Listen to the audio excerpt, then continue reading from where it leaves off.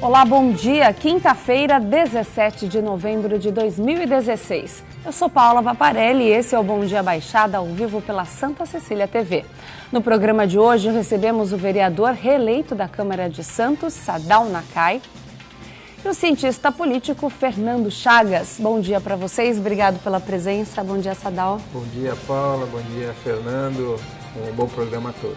Parabéns pela reeleição em primeiro lugar, né? Obrigado, Paula.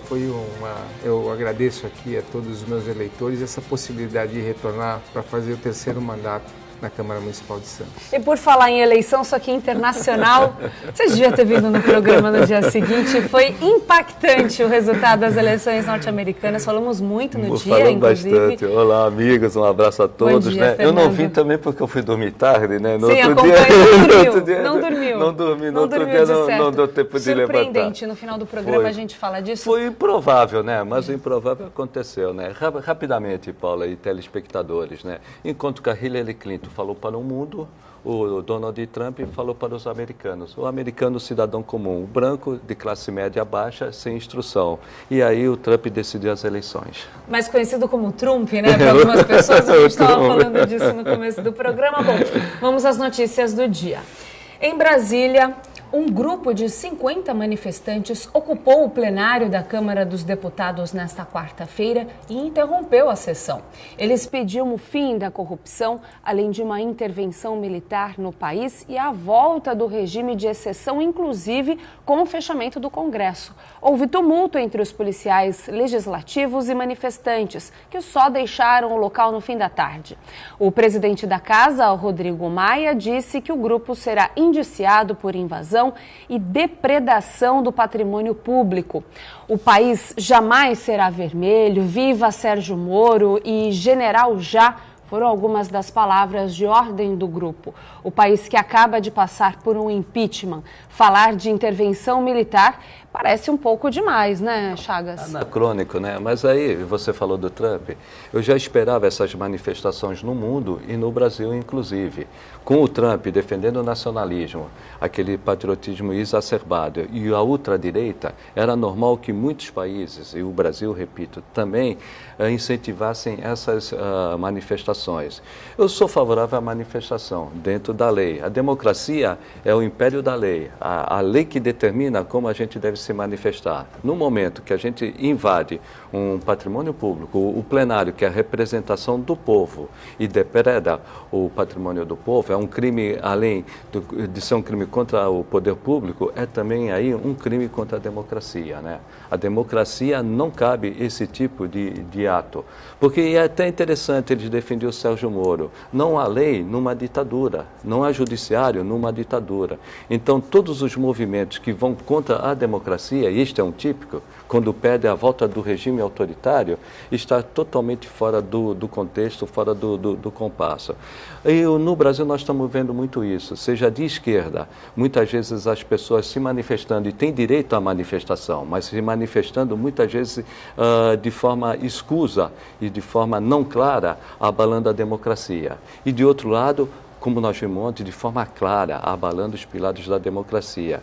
O que eu vejo, o Rodrigo Maia tem que tomar uma atitude enérgica para não virar, aí vamos no popular, virar torcida de futebol, que invade clube por falta de punição, que tem brigas no estádio por falta de punição, então tem que punir rigorosamente. A democracia não pode permitir a defesa de um estado de exceção, a volta do regime militar pedindo generais. Os problemas do Brasil e do mundo a gente resolve na democracia, sob o império da lei, de acordo com as normas vigentes e com os princípios da democracia. Qual é o princípio da democracia? As urnas determinam a vitória e quem vence governa. E quem perde faz oposição, até ter essa modificação. Qual o meio de ter essa modificação? Pelas urnas, não com invasão do plenário. Eu quero saber a opinião do Sadal, mas antes, como cientista político, você acha que isso é preocupante ou é só um tumulto ali, algo bem localizado? É preocupante mesmo? É preocupante. Há uma onda no mundo, da direita, da ultradireita, né, provocar atos radicais. Quais são esses radicais? Autoritarismo, ditadura, totalitarismo. Não é só aqui no Brasil. E no Brasil tem uma corrente que é muito favorável a isso. vamos dizer... Essas invasões nas escolas, por exemplo, não, aí já é o outro lado. Aí já é o outro lado. Até para o pessoal de casa poder manter uma linha de raciocínio, são duas coisas diferentes, né? As invasões das escolas é mais o lado, vamos dizer, dito de esquerda, que é um protesto mais de esquerda. Ontem a invasão não foi de direita. Por trás de tudo isso está o populismo. O populismo não tem cor de esquerda, não tem cor de direita. Isso, na verdade, é o populismo. Está ocorrendo na Hungria. Hoje a Hungria é um governo de direita, de ditador, que está querendo acabar com a democracia. Na França, que foi a Revolução Francesa, que abriu o Estado liberal para o mundo de hoje, a gente vê como favorita Marine Le Pen, que é de ultradireita. E no Brasil nós temos, vamos dizer, um defensor, o Jair Bolsonaro, que defende esse tipo de atitude. Então são duas coisas diferentes. De um lado, realmente, muitas vezes, de forma não clara, a esquerda abala os pilares da democracia,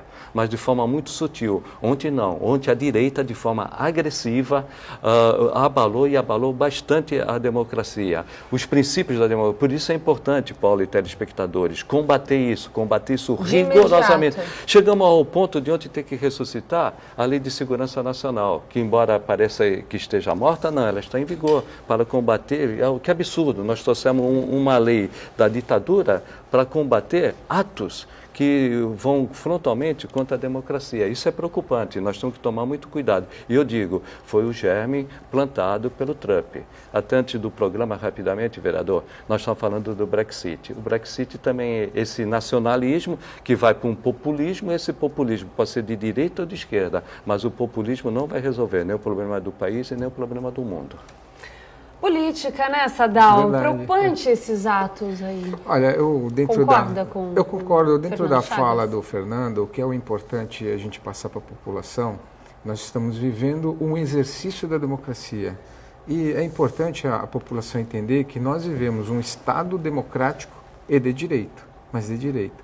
Então, se não obedecermos às regras que existem na sociedade, a gente pode perder muito dos avanços que a democracia conseguiu trazer para a nossa sociedade. Nós não podemos esquecer que a Carta Constitucional é de 88, então nós temos 28 anos de exercício de plena democracia no país, com impeachment, com 2 impeachments nesse processo, com planos econômicos que conseguiram estabilizar a economia, com processo de aquecimento econômico que o brasileiro poucas vezes viveu, além dos anos dourados da década de 50. Então, isso tudo formou na sociedade um pensamento de que pode tudo, principalmente uma nova geração que está vindo numa sociedade de consumo, né? A geração Y, a chamada geração Y, que está conectada em rede com o mundo e que muitas vezes está querendo fazer uma ruptura do Estado de Direito. Eu acho que essas questões que estão à baila, e hoje as informações são em tempo reais, tudo acontece e as pessoas tendem a replicar alguns movimentos sem saber muito o que está se fazendo. Por exemplo, essa ocupação da esquerda dentro das escolas secundaristas por um movimento que muitas vezes as pessoas não têm pleno conhecimento do que é uma limitação no gasto público. O próprio Michel Temer, em alguns discursos, ele trouxe isso à tona, né? Que realmente esses estudantes mal sabiam o que era uma PEC e não tinham conteúdo nem para discutir esse assunto e estavam ocupando as escolas. É verdade, é o movimento de massa, né? Acho que está sendo utilizado o movimento de massa, a gente que está na política tem que ter percepção de algumas ações politizadas que estão acontecendo pós-impeachment no país. Exatamente para criar uma dificuldade para um governo em transição. É 2018 só que a gente haverá novamente nas urnas a escolha de um novo presidente. E eu acho que isso vai ser tônica nos próximos 2 anos, uma economia difícil de ser conduzida por parte dos governos, muitas políticas públicas não poderão ser executadas e a gente tem que ter muita responsabilidade. Quem tem cargo público, por exemplo, vou ter mais um mandato, a gente vai ter que ter muita responsabilidade e saber equilibrar a política com as questões de direito, com aprovação de orçamento, com responsabilidade de fiscalização, que todo eleito deva ter, seja no executivo ou seja no legislativo. E Paula, o vereador tocou num ponto muito importante. Nós vamos viver no Brasil momentos muito difíceis por causa da questão orçamentária. Quando eu digo orçamentária, traduzindo dinheiro. O dinheiro vai ser muito escasso no poder público em geral, seja na União, nos estados e nos municípios. Vai ser muito difícil hoje fazer uma política que atenda a todos os interesses nacionais. Diferentemente do Plano Real, que aumentou o poder aquisitivo da população e todo mundo ficou contente, esta reforma que vem, o teto dos gastos, vai fazer justamente o contrário, vai tirar poder, mais ainda, poder aquisitivo da população. Isso é um campo fértil, tanto para a esquerda, como eu digo, de uma forma mais organizada, mas não clara, abalando pilares da democracia, e o outro claramente, a direita, abalando muito mais ainda pilares da democracia. E todos com a mesma proposta, a proposta populista. Proposta populista não vai resolver o nosso problema. Hoje, na realidade do Brasil, as despesas têm que caber dentro da receita. E com isto que nós vamos ter que viver e vamos ter que fazer escolha durante uns 2 anos, Paulo e telespectadores. E isso vai facilitar muito que grupos radicais tomam ações e atitudes como essa. Principalmente porque eu digo, o mundo hoje ele está caminhando para estão dizendo até que está endireitando, né? Está caminhando para um lado radical de direita muito perigoso. E o líder disso é o Trump, que com a sua vitória nacionalista, xenófoba, contra as minorias, contra a diversidade, isto vai se espalhar por o mundo, inclusive para o Brasil, no momento de extrema dificuldade financeira que nós vamos ter no Brasil e que vai descontentar tanto direita e esquerda, e cada um ao seu modo vai tentar impor a sua pauta.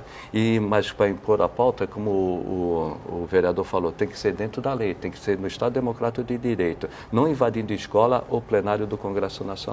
Eu falei que a gente ia falar sobre o Trump no final do programa, mas não dá, a gente sempre acaba voltando. Mas para não perder esse time, o Sadal colocou muito bem essa questão das redes sociais, né, que hoje facilita essa comunicação no mundo. A gente já falava disso há um tempo atrás, mas agora a situação melhora porque tem outras formas, tem o WhatsApp, então isso se pulveriza. Não tem como não deixar de falar. O Trump, ele apostou nas redes sociais, como o Obama já vinha apostando, mas ele continuou nessa linha de raciocínio ainda mais forte. E continua. A Hillary ela não deu tanta atenção, foi mais para aquela disputa corpo a corpo. Isso. É um desses motivos pelo que a gente vem observando os comentaristas falando, né? Porque aqui nós somos meros mortais, não entende? A gente está aqui para aprender política. Os comentaristas, os pesquisadores, os estatísticos, todos eles erraram. Era improvável que o Trump ganhava, mas ganhou. Mas o Trump ele soube muito bem pelas redes sociais. O Trump não tinha grande imprensa. Seja de direita ou esquerda, o Trump não tinha a grande imprensa. Então, como ele trabalhou, diferentemente do Obama, ele trabalhou nas redes sociais, mas com um perfil diferente. E mostrou para a população branca, do meio oeste, dos Estados Unidos, sem estudo, e que perdeu o emprego ou perdeu o rendimento, que a saída, mostrando isso pelas redes sociais, era voltar no nacionalista. Os Estados Unidos para os Estados Unidos. O sonho americano, ele traria o sonho americano de volta, que todos teriam oportunidade de, mesmo o pobre, estudar, trabalhar e crescer e ficar rico. Se a gente for avaliar, um pouco parecido com o que está acontecendo no Brasil. O pessoal está desmotivado, em busca de um sonho novamente, desempregado. A gente pode fazer uma comparação rápida? Dizem nos Estados Unidos, né, os comentaristas que erraram, como nós erramos aqui, né, que os Estados Unidos virou meio que a América Latina. Né? Normalmente a América Latina tentava copiar os Estados Unidos. Hoje o povo americano copiou a América Latina. Nós fomos para o populismo. O Trump nada mais é do que um populista que não tem condições práticas de implementar aquilo que ele prometeu, e se ele não fizer isso, ele vai decepcionar o público que votou nele, e por outro lado, se ele implantar, isso que ele está prometendo, o que vai ocorrer? Vai ter um isolamento muito grande dos Estados Unidos, ele vai perder poder interno, porque a inflação vai aumentar e a taxa de juros vão aumentar nos Estados Unidos, e o pior, ele vai perder poder no resto do mundo. Ele vai perder poder na Europa, que vai ser tomada pela Rússia, e vai perder poder na Ásia, que vai ser tomada pela China. Então nós vivemos um momento muito delicado de radicalismo, de nacionalismo, que é preocupante, que se espalha pelo mundo, inclusive para o Brasil. Nós tivemos um exemplo ontem, isso no plenário do Congresso Nacional. No próximo bloco a gente vai falar sobre política regional, mas antes de chamar o break, eu quero só fazer uma pergunta para você muito rápida, para a gente não perder muito tempo. Jair Bolsonaro, você citou ele. Ele ganha com essa manifestação toda, um ex-militar? Ganha, porque ele fala para o público dele. Sim. E até quem diga que houve dedo dele, porque da forma como aquele grupo entrou na Câmara Federal, não teria se não tivesse apoio de dentro. De alguém. Então, a suspeita que há, pelo menos isoladamente e obscuramente, há provavelmente o dedo... Uma facilitação, alguém facilitou o dedo dele, essa entrada. Agora, ele fala já há muito tempo para o público dele. Esse público deve crescer. Se vai ter resultado, espero que a democracia não permita. Te poupem agora, viu, Sadal? Porque no próximo bloco a conversa vai ser bastante entre a gente. Depois de uma abertura de programa de política internacional, vamos voltar aqui para a nossa região.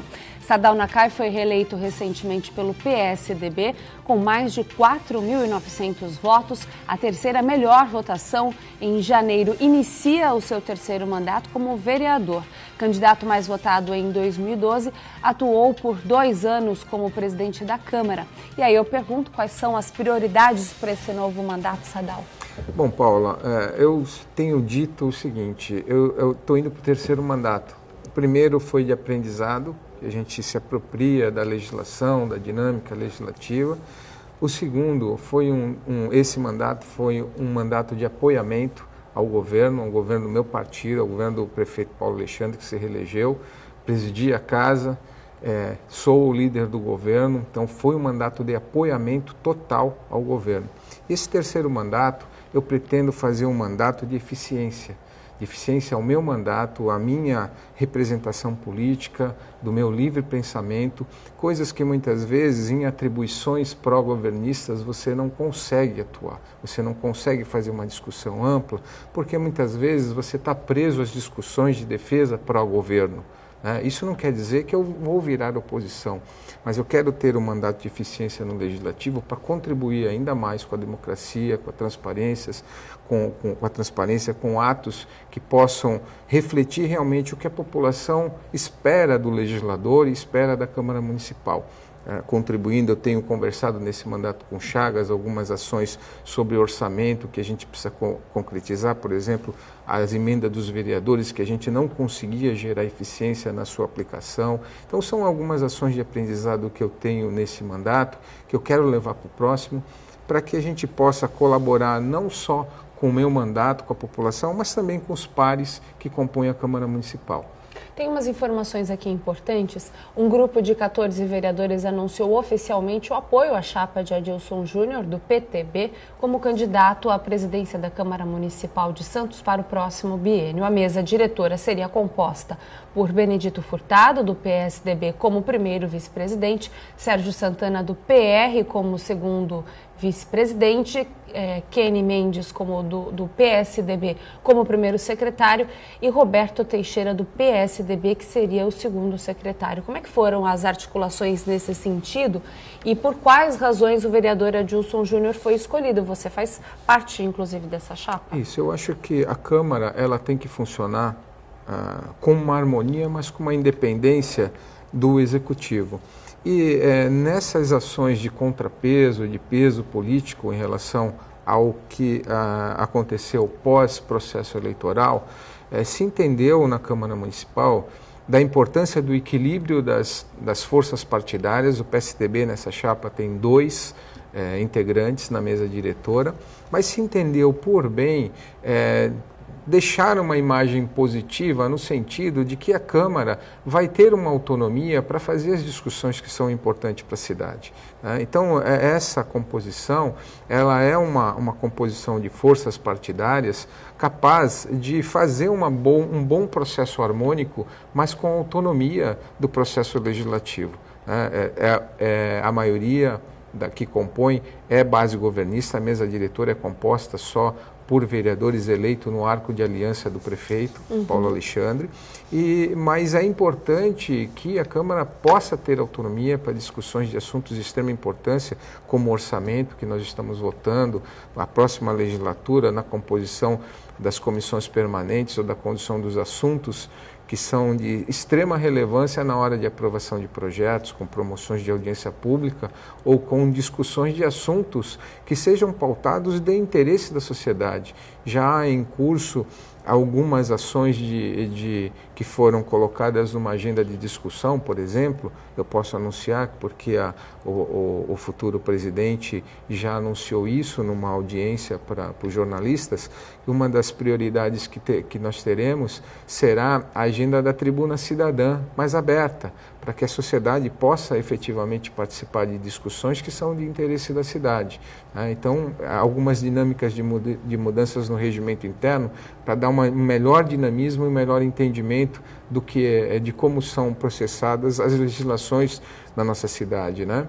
Então, são algumas ações que essa Câmara tem por convicção de implantar numa próxima legislatura. E o prefeito Paulo Alexandre já se manifestou aí, já manifestou apoio à chapa? Olha, pessoalmente eu não conversei com o prefeito nesse sentido, mas o vereador Adilson e o vereador Benito Furtado, que acabaram articulando a chapa, conversaram com o prefeito entendeu essa independência dos poderes e certamente, por eu reforçando, os vereadores que compõem a mesa diretora são do arco de aliança do prefeito, certamente ele terá confiança na condução harmônica dos poderes. E aí, para a gente concluir, antes de eu falar com o Chagas, como é que deverá ser a atuação desse grupo de 14 vereadores em relação ao governo, já que a chapa conta, inclusive, com 2 vereadores do PT? Olha, é aquilo que eu falei, nós vivemos um processo democrático, que o antagonismo é importante para o amadurecimento da democracia e dos assuntos de importância para a nossa cidade. Quando se fala numa formação de uma chapa de 14, isso não exclui os demais 7. Isso é o início de um processo, a eleição só será no dia 1º de janeiro e há uma abertura de participação dos demais vereadores na composição da chapa. A chapa não é uma chapa fechada. Sim. E o objetivo principal desses 14 iniciais que compuseram de vários, uma composição pluripartidária, o PT subscreveu também, está compondo a chapa. Isso quer dizer que a Câmara quer discutir os assuntos de relevância da cidade. E isso é importante, essa mensagem é importante que se leve para a sociedade, que não é uma chapa do governo que está ganhando a eleição para a Câmara Municipal para subscrever ou avaliar todos os projetos que sejam enviados para a Câmara por parte do seu prefeito. É uma Câmara que quer discutir todos os assuntos de relevância para a cidade no momento de dificuldade econômica que o Chagas já anunciou, a dificuldade de poder atender toda a demanda que existe da sociedade com o recurso que é arrecadado. Então nós vamos realmente ter que discutir prioridades, aquilo que é importante de instalação como política e principalmente levar uma mensagem de conhecimento à sociedade do que é efetivamente responsabilidade de uma administração pública e do que pode ser repassado. Necessariamente, o dinheiro público não precisa ser todo feito pelo município, operado todo pelo município. Tem alguns serviços que podem ser colocados em novas modalidades já consolidadas por legislações, como as pessoas falam muito das OS, elas estão criticando muito as OS sem ter conhecimento pleno do que isso representa numa diminuição vegetativa de custo para um orçamento público. Então, numa prestação de serviço de saúde, ou mesmo de educação, ou de pesquisa. Então, são assuntos que a sociedade precisa se apropriar um pouco mais para efetivamente ter uma opinião mais formada e mais crítica sobre a forma como o serviço é ofertado para a população. Ontem, o secretário de Comunicação e Resultados, o José Luiz Guimarães, ele esteve aqui no programa, quem acompanhou pôde entender a máquina santista, como funciona. Eu coloco isso porque nós estávamos falando muito dessa recessão, dessa crise no país todo. E o José Luiz colocou uma coisa muito interessante, Sadal, inclusive, que a cidade de Santos também passa por essa dificuldade. Só que é uma cidade que tem uma estrutura um pouco melhor, um pouco maior, e vem sendo, de certa forma, bem administrada, então ele consegue se organizar um pouco melhor, se equilibrar um pouco melhor, comparado às outras cidades. É nesse sentido que eu estou querendo dizer. Como é que você avalia esse cenário que a gente está conversando aqui com o Sadal? Não, como o Luiz Guimarães, secretário de Comunicação e Resultado, falou ontem, né? Santos tem uma condição mais equilibrada, principalmente pela questão orçamentária, além da boa administração do prefeito Paulo Alexandre Barbosa. A orientação do prefeito Paulo Alexandre Barbosa: não se gasta mais do que arrecada. Isso é ponto básico. Inclusive, se todos fizessem assim, não teria necessidade do teto dos gastos, a emenda do teto dos gastos. Agora, Santos, ele tem um orçamento que ele é próprio, de 1,5 bilhão. Na realidade, o orçamento de Santos é 2,5 bilhões, 2,6 bilhões. Porém, 1 bilhão são relativos a transferências voluntárias do governo federal e do governo estadual, e mais convênios e mais operações de crédito. Na realidade, Santos trabalha com 1,6 bilhão. Poucos municípios têm esse privilégio de trabalhar com uma arrecadação própria de 1,6 bilhão. Isso facilita o trabalho, desde que tenha uma boa orientação, uma boa direção, como ocorre aqui em Santos, do prefeito Paulo Alexandre Barbosa. Já os outros municípios, Paulo e telespectadores, não têm essa facilidade. Sim. Depende das transferências de Estado e depende da transferência da União. Só vou dar um dado: 75% dos municípios do Brasil dependem dessas transferências governamentais e constitucionais do Estado e da União. Cai a arrecadação da União. A arrecadação da União caiu em 7%, queda real de 7%, comparativa ao ano passado. Quer dizer, os municípios que dependem basicamente desses recursos ficam também sem dinheiro. Estão todos nessa mesma situação, como São Vicente, Cubatão, Guarujá. Então, eles têm uma dificuldade maior financeira para gerir. E, além disso, é fundamental, quando você tem um orçamento, é seguir a orientação que a Prefeitura de Santos segue do chefe do Executivo, do prefeito Paulo Alexandre Barbosa. Só gasta aquilo que arrecada. Quem não fizer isso, seja prefeito reeleito ou prefeito eleito, vai ter muitas dificuldades. Nós vamos entrar num cheque especial, quem fizer isso, e esse cheque especial vai se tornar impagável. Então, para evitar que, como a população entra no cheque especial e quebra, os municípios, os estados e a União vão ter que fazer isso, só gastar aquilo que arrecada. E daqui a pouco, Paulo e telespectadores, nem cheque especial nós vamos ter, porque não tem mais... O Brasil quebrou, na realidade.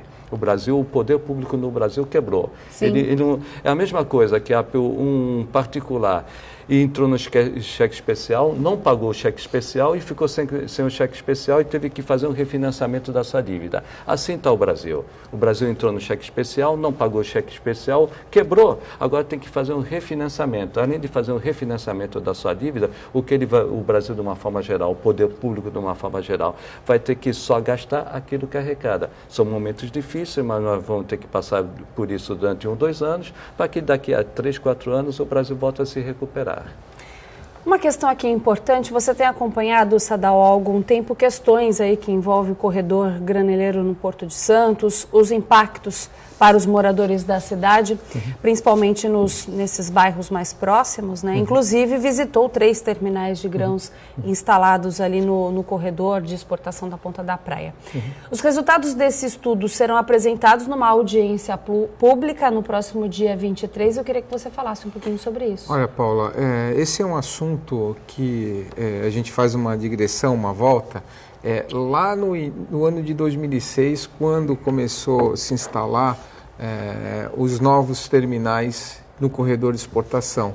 E é uma espécie de um condomínio ali, que agora, depois de todo esse acompanhamento, abri essa comissão especial desde 2011, eu venho acompanhando, porque o esforço inicial era para que essa atividade fosse para outro local, para a margem esquerda do porto, que nós havíamos aprovado um plano diretor e havia feito um zoneamento para áreas novas portuárias, exatamente para haver uma conciliação entre porto e cidade. E naquele momento, o marco regulatório do porto era descentralizado. Nós tínhamos aqui o Conselho de Autoridade Portuária que discutia com a cidade essa instalação, a melhoria da produção do porto perante a área urbana. E o que aconteceu? O governo federal mudou a legislação e permitiu a renovação dos terminais. Então, a grande discussão inicial foi superada porque os terminais ganharam o direito de permanecer. A discussão posterior passou a ser a forma de licenciar a operação, porque a CETESB ela não licenciava a operação por força da legislação superior. Então, um pouco do que nós pedíamos, os terminais atendiam. Agora, isso tudo mudou, porque em 2015 o IBAMA passou para a CETESB as operações de licenciamento de operação. Os terminais já têm os contratos renovados, eles podem investir naqueles terminais, eles sabem que vão ficar mais 25 anos ali. E há obrigações para eles, nessas renovações, para eles apresentarem projetos de modernização. Então, tudo isso está sendo acompanhado e está sendo pedido junto ao acompanhamento também ao inquérito que há no Ministério Público, para que os arrendatários passem a fazer, além das ações de médio e longo prazo, de investimentos, de melhora nos terminais, ações de curto prazo. Né? Então, a cada ano a gente vê melhoria. E essa visita em loco que a gente está fazendo, é para fazer o relatório final dessa comissão, já que termina o ano legislativo, e é a finalização de 3 audiências públicas que eu promovi, exatamente para pressionar os terminais ao cumprimento da legislação federal e ao cumprimento agora das novas normas da CETESB. A CETESB anunciou agora, por decisão da diretoria, como fará as exercências de operações. Isso é de extrema importância, a sociedade às vezes não entende por que a CETESB não multava ou não gerava um maior rigor dentro dos terminais, já que em qualquer área produtiva dentro da nossa área geográfica no município, a CETESB pode fazer as multas, a interdição da operação, e lá não podia, agora já pode. Então isso dá uma ferramenta muito potente de fiscalização para o vereador agora sabe aonde recorrer, sabe onde pode ter uma ação efetiva, e os terminais passarão a ter muito mais responsabilidades nessa convivência com a sociedade. Então, essa informação que eu pretendo passar para a população em audiência, fazer o relatório final, deixar registrado todo esse material para que possa ser disponibilizado a quem tenha interesse de fazer uma cobrança ou melhorar o processo. Pretendo renovar essa comissão para acompanhar não só o terminal de corredor de exportação, mas os outros terminais que operam com granéis vegetais ou com açúcar, que também gera uma poluição, e para a gente acompanhar em loco todo o processo que pode impactar em micropartículas e uma poluição ambiental na nossa cidade. Então, esse, de uma certa forma, é o resumo. Nós vamos fazer essa audiência pública final no dia 23 de novembro, agora, às 19 horas na Câmara Municipal, e toda a população está convidada para participar, fazer perguntas e tirar as maiores informações para os esclarecimentos que são necessários. A gente encerrou o bloco anterior falando desses terminais graneleiros, essa mudança toda que o Sadal explicou. Queria saber a sua opinião sobre isso. Fundamentalmente, além de tudo que o vereador colocou, e que é positivo, pelo menos nós estamos vendo uma saída para a situação, o que eu vejo fundamental seria o Supremo Tribunal Federal entender que determina o zoneamento e as atividades exercidas no município, independentemente dessas áreas serem da União ou serem do município, seria a lei de uso de ocupação de solo. O prefeito Paulo Alexandre Barbosa, no início do seu mandato, enviou à Câmara um projeto para limitar as atividades poluidoras do porto ali na região da Ponta da Praia. Essa lei foi declarada liminarmente inconstitucional pelo Supremo Tribunal Federal, sob a alegação de que aquela área era uma área da União. Mesmo sendo uma área da União, ela está no perímetro urbano. No meu entendimento, estando no perímetro urbano, quem deve dispor com todo respeito à decisão ainda preliminar do Supremo Tribunal Federal, é o município, por meio do plano diretor físico ou então pela lei de uso de ocupação de solo, como foi feita. Então, solucionando esse problema, além dessas medidas que o vereador falou, eu acho que nós teríamos uma tranquilidade melhor, tanto para o comércio exterior, para exportação no Porto de Santos, como para os moradores da Ponta da Praia e também de outros bairros que também estão junto ao Porto de Santos. Então, isto é o que eu vejo que é fundamental, um entendimento melhor jurídico do Supremo Tribunal Federal. Por que eu digo melhor e jurídico do Supremo Tribunal Federal? O Supremo Tribunal Federal, ele também é muito político, ele tem muitas intervenções políticas. E, lógico, a União estando ao lado do Supremo Tribunal em Brasília, acaba favorecendo o entendimento da União e não dos municípios. Ainda falando sobre a Ponta da Praia, Sadal, você também realizou debates em relação ao estreitamento da faixa de areia da praia. O bairro ainda convive com uma maior incidência dessas ressacas. Como é que está a situação? Olha, Paula, há uma discussão aí que a gente pode dividir em dois. As ações que eu comecei a acompanhar tinham a ver com os impactos que a dragagem poderia suscitar na nossa área urbana.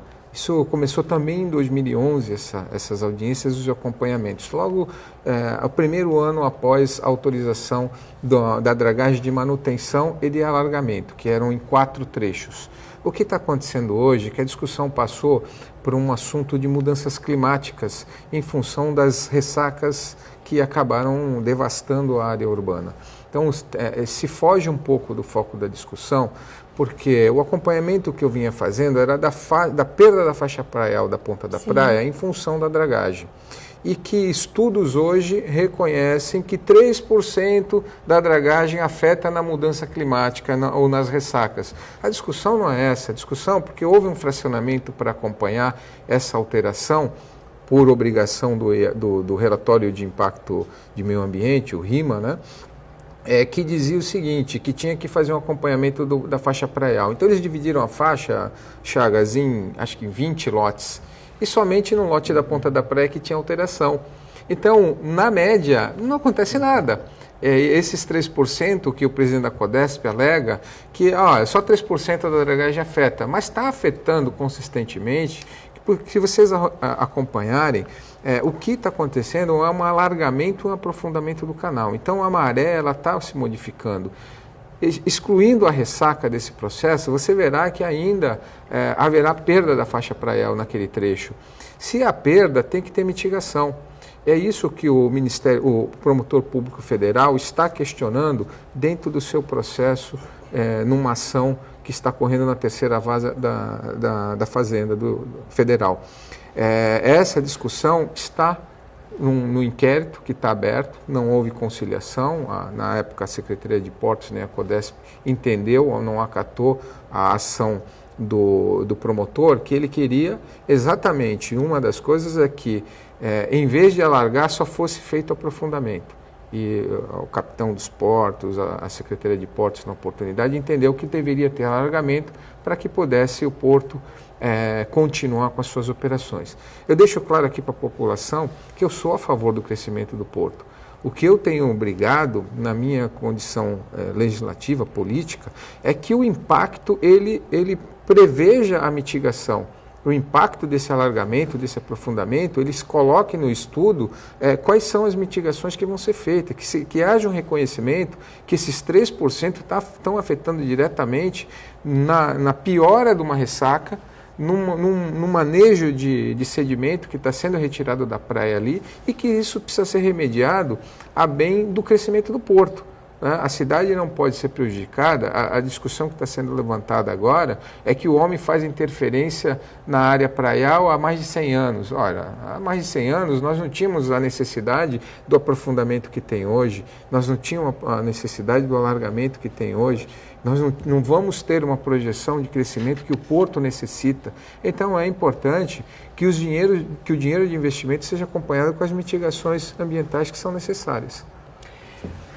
Rapidamente, você consegue falar muito rápido, porque a gente ainda tem outros assuntos, a gente tem menos de 10 minutos de programa, Chagas. Sobre essa questão do alargamento, porque é uma questão que a gente já vem debatendo aqui no programa faz algum tempo. O fundamental é se fazer um diagnóstico. É a questão da mudança climática, é a questão apenas da dragagem ou de ambas. Fundamental hoje é um estudo para diagnosticar por que nós estamos tendo, nesses momentos, ressacas que hoje são normais, mas até que há pouco tempo atrás eram normais. Feito esse diagnóstico, é tomar as medidas necessárias. E para tomar essas medidas necessárias, nós vamos precisar, além dos recursos municipais, fundamentalmente de recursos, aí eu volto de novo, nós vamos precisar de dinheiro da União para resolver esse problema que está perturbando todos os moradores da ponta da praia. Então, fundamentalmente, resumindo, fazer o diagnóstico, arrumar recursos para tomar as providências necessárias e, pelo menos, amenizar essas consequências das ressacas em Santos. A Câmara de Santos aprovou no último dia 7 de novembro o programa de metas da autoria aqui de Sadal Nakai, nosso entrevistado de hoje. A proposta prevê que todo prefeito eleito ou reeleito apresente até 90 dias após a posse das prioridades, ações estratégicas, indicadores e metas para cada um dos setores da administração. O projeto ainda irá para a votação em segundo turno. Aí eu te pergunto, Sadal, já existe uma data para o projeto ser votado novamente? Ele tem prazo, né? Eu acredito que na próxima quinta-feira, já que na segunda-feira nós vamos votar o orçamento, votação pauta única, eu acredito que na quinta-feira, no mais tardar, deva estar na pauta em segunda votação. Esse projeto, Paula, é um projeto de boas práticas, porque a população precisa entender o que está acontecendo com o uso do dinheiro. O dinheiro já tem uma legislação que regulamenta, que é o ciclo orçamentário. Nós discutimos o plano plurianual, a lei de diretrizes orçamentárias, que prevê como o dinheiro vai ser ordenado contabilmente, quais são as rubricas, né, onde deve ser usado o dinheiro para posterior comprovação ao Tribunal de Contas. Isso tudo já existe e a gente aprova. A sociedade não sabe. Então é importante que o prefeito tenha uma boa prática de dizer quais são as metas para o governo dele, quais são as prioridades, como ele vai fazer para alcançar aquelas metas, o que é um indicador, o que representa para ele alcançar aquela meta. É isso que esse projeto preconiza, é uma boa prática. Ele irá à Câmara e dirá, olha, eu tenho 5 metas para esse governo, eu quero efetivamente melhorar a eficiência de saúde, dos equipamentos de saúde, eu quero melhorar a condição do esporte da cidade, eu quero melhorar as vagas da creche do nosso município nos próximos 4 anos. E ele dirá como ele fará isso, né, como a gente pode acompanhar isso, e a cada final de ano ele vai dizer, olha, consegui cumprir tanto da meta, não consegui, quero rever, quero estabelecer. Não é uma legislação punitiva. É uma legislação de boa prática que vai complementar algumas legislações que já existem, que são obrigatórias para o prefeito atuar dentro do orçamento público, e para ele levar uma mensagem para a sociedade e também para pautar as discussões na Câmara Municipal. É importante que a gente tenha foco em algumas discussões, já que o dinheiro vai ser restrito nos próximos anos. Então é importante que a gente tenha foco do que a sociedade vai priorizar, do que a Câmara deve debater e do que o prefeito está apresentando como implantação de políticas para a cidade. Paula, rapidamente, não é um projeto para este ou aquele prefeito, é um projeto institucional. Sim. Principalmente nesse momento de restrições orçamentárias, quer dizer, escassez de dinheiro, o orçamento ele tem várias despesas. Então, nós vamos ter que, nesse momento, escolher quais são as prioridades, quais são as metas e objetivos. As metas e objetivos são esses. Então, esses vão ficar claros para a população, para a Câmara. É um princípio hoje muito básico da administração. É o que a gente chama de accountability, tem um nome ruim de falar, mas é uma transparência para a população dentro do orçamento, com aquilo que é mais prioridade ainda. Então, se apresenta esse plano. Não é, como o vereador falou, punitivo, apenas indicativo. Caso não seja cumprido, ele pode ser revisto. Então, é um instrumento de transparência, de direcionamento e de esclarecimento para a população de que, neste momento, dentre tantas as despesas, quais são as prioridades neste ano para o governo. Por falar em prioridade, rapidamente, o Hospital dos Estivadores, será que sai esse ano, então? conseguiram derrubar pelo menos a liminar. Então, é importante para a sociedade entender que esse é um equipamento primordial para a cidade, para ofertar região, mais leito, exatamente, para a região. Inclusive, a sociedade juntar aos políticos e ao governo para a gente conseguir mais repasses da União, já que o sistema de saúde é um sistema universalizado e que precisa ser ofertado para a sociedade. Então, o processo de implantação é uma etapa de extrema importância que não é só deste governo, é um ganho que a cidade tem de 2 governos. O governo de João Paulo Tavares Papa, quando assumiu que ali não podia aquele imóvel, aquele hospital se perder para outra função, para virar um prédio comercial, um prédio residencial, e sim virar um equipamento público. Então, são etapas que estão sendo cumpridas, que são essenciais não só para o município, como você falou, mas para a região. Quem sabe pode ser até um hospital federal amanhã, né? Sim. Que é de extrema importância para a gente poder ter orçamentos da União para poder viabilizar aí a oferta de serviços. Bom, o programa está chegando ao fim, nós temos 3 minutos, eu prometi, eu tenho que cumprir, senão a gente continuaria até falando aqui da nossa região. Falar um pouquinho rapidamente sobre Trump, como é que fica a partir de agora, na sua opinião, Fernando Chagas? Independentemente do Trump fazer um bom ou mau governo no futuro, ele já criou uma estabilidade muito grande no mundo, porque há uma incerteza. Ele vai realmente fazer aquilo que ele prometeu ou ele vai mudar de direção? Enquanto ele não decidir e claramente mostrar para a população americana e para o mundo quais são realmente as suas diretrizes e suas metas, nós vivemos um momento de incerteza. O Brasil precisava de tudo, menos isso, neste momento, incerteza. E nessa incerteza, o que vai gerar, como nós já falamos anteriormente, nos Estados Unidos, se ele implantar sua política, vai gerar inflação, e aumento da taxa de juros. Isso vai impactar negativamente no Brasil. No momento que nós precisamos diminuir a taxa de juros, no mínimo elas vão permanecer altas para combater a inflação provocada pelos Estados Unidos. Então é um momento de muita dificuldade, muita insegurança, muita incerteza e que nós vamos ter que saber passar por essa tormenta. O Trump, da forma como ele está se mostrando mais aberto... Essas loucuras todas dele, a verdade, eu acho que é a seguinte, essas loucuras todas que o Trump vem anunciando, levantar muro, fazer divisa com o México. Fazer.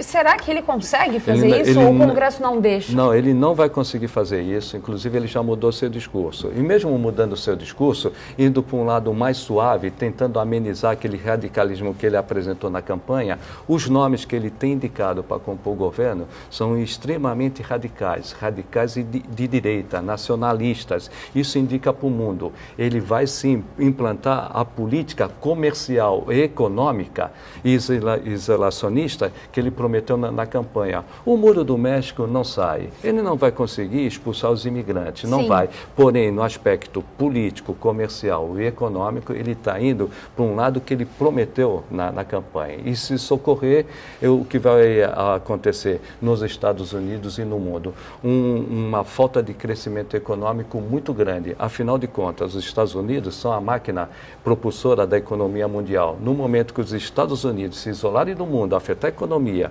afetar as relações internacionais, políticas e comerciais, o mundo ele vai ficar sem parâmetro. E ficando sem parâmetro, ele fica incerto e inseguro. E acaba afetando todos os investimentos. E vai afetar indiretamente o Brasil no momento que nós precisávamos de quê? De tranquilidade.